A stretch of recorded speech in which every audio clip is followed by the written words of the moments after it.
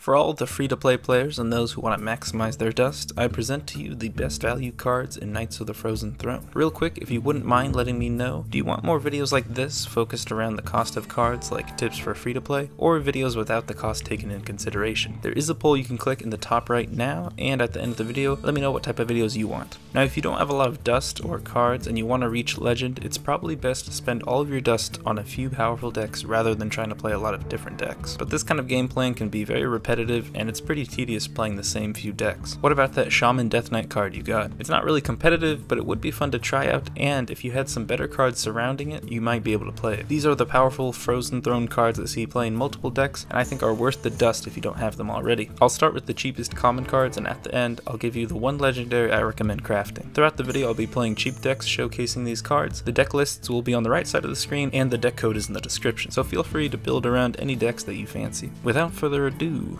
my first craft recommendation is Bone Mare. 7 mana 5/5 with Battlecry, give a friendly minion +4/+4 and taunt. This one is a no-brainer. 7 mana 9/9 stats with taunts is good in any deck. It sees play in high tier decks like Tempo Rogue and Zoolock, and other competitive decks like Midrange Paladin, Secret Hunter, Midrange Hunter, Evolved Shaman, etc, etc.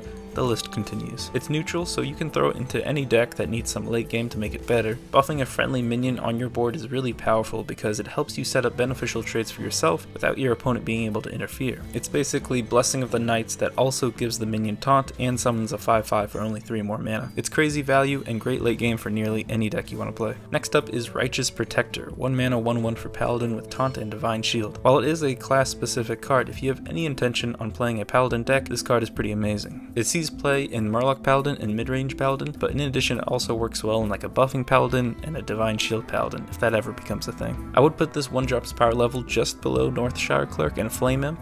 Flame Imp is of course great for Zoolock, and the Cleric is amazing draw for Priest, but Righteous Protector is probably the most annoying 1-drop that helps protect your other minions. Argent Squire was good and saw play before Righteous Protector was released, but by having 1 mana Divine Shield and Taunt, you can play this early game to prevent a lot of aggro damage, and then you can also play in the later turns to protect your other weak minions. When fighting for board, the Divine Shield Taunt combo can make your opponent waste a lot of damage or a spell just trying to kill a 1/1. Hand buffing or buffing on the board with cards like Spike Ridge Steed only makes the Divine Shield effect more powerful for contesting minions. Paladin doesn't have any other good 1-drops, so for 40 dust, it's completely worth it. Last common recommendation is Cobalt Scale Bane, 5 mana 5/5 neutral dragon that at the end of the turn randomly gives another one of your minions +3 attack. It sees play in Tempo Rogue, Zoolock, Midrange Paladin, and the less competitive Dragon Priest. I think this expansion really showed the power of the at the end of your turn effect. Playing this with another friendly minion on board gives you 8/5 stats for 5 mana, but the strength of the card is it immediately becomes a priority.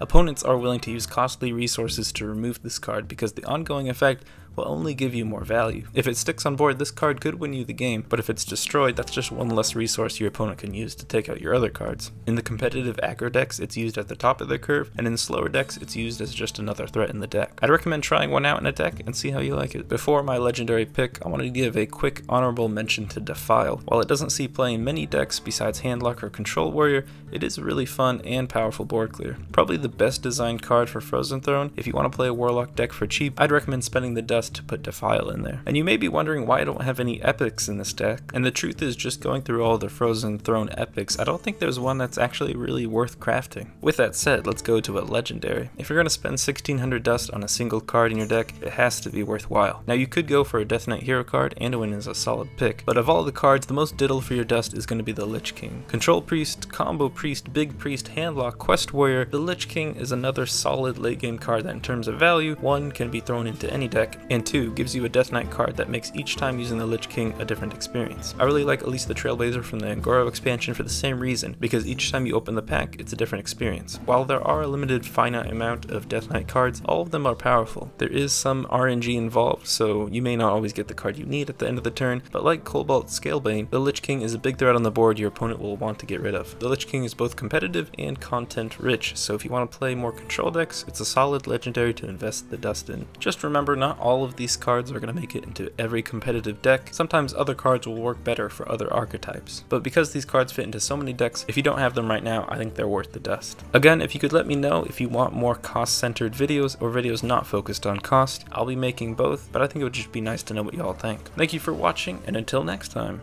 ta-ta.